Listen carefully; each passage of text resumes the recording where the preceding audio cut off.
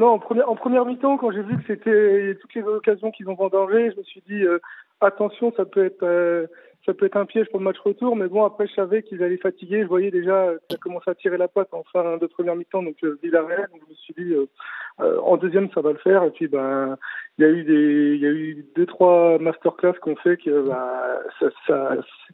ça a terminé le match. Le heavy metal de Jürgen Klopp, pardon, ça fait toujours la différence. Hein. Les joueurs, ils sont toujours au taquet, ils attaquent ensemble. Comme tu disais, Daniel, Trent, toujours, on sait même pas s'il est latéral ou il prend la place de Mohamed Salah devant. Enfin, c'est une équipe. Ils meurent ensemble, ils jouent ensemble. C'est vraiment, c'est une donc équipe. toi, tu te régales cette saison là. Ça fait plusieurs années que je me régale. C'est vrai que quand on voit des joueurs comme vous ignorez tout à l'heure qui ont été achetés pour peu, enfin, des Sadio Mané, des Mohamed Salah qui deviennent les meilleurs joueurs du monde, grâce à cet entraîneur qui fait grandir tout son groupe. Depuis plusieurs années, on voit la maturité qu'ils atteignent.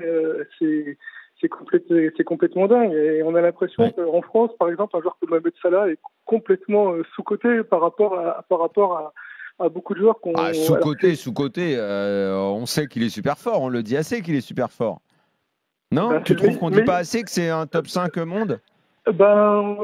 Oui, sur RMC, c'est quand on écoute Canal+, qu'on écoute par exemple du Habib Beye ou ça c'est toujours Sadio Mané, Salah est toujours dans le stade extraordinaire. Là, cette saison encore, il est meilleur buteur. Habib, il est sénégalais, alors il vend il parle de son Après, effectivement, alors c'est peut-être aussi la force du collectif de Liverpool, c'est la force du charisme de Jürgen Klopp.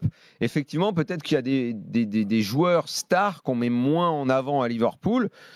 Il y a des clubs qui sont comme ça. Je veux dire, aujourd'hui au Real, forcément tu ne parles que de Benzema, mais c'est aussi parce que Benzema se détache d'un collectif qui est moyen.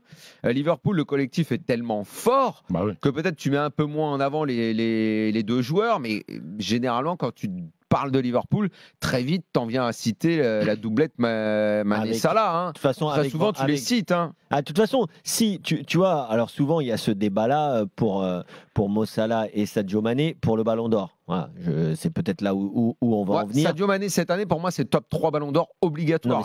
La CAN et on ne sait pas comment va finir la saison de Liverpool. Non, mais c'est sûr. Sadio Mané, il est dans le top 3. Mais en vrai, discussion, si le Ballon d'Or avait été donné de façon correcte sur les 10 dernières années. Sadio Mané, il y a une année, je vais aller même plus loin. Je crois que c'est il y a 2 ou 3 ans, c'est Virgil van Dijk qui doit l'avoir. Ensuite, il doit y en avoir un pour Mané et un pour Salah dans les 4-5 ans qui passent. C'est tout, c'est comme ça. Ça a été les meilleurs joueurs du monde, mais malheureusement, on connaît l'histoire avec Messi et même Ronaldo à un moment. Donc, ça n'a pas été le cas. Mais là, cette année, il y a un énorme duel entre un certain Karim Benzema et Sadio Mané. Il va peut-être s'arbitrer en finale avec des champions. Et Mo Salah ne sera pas très loin derrière. Hein.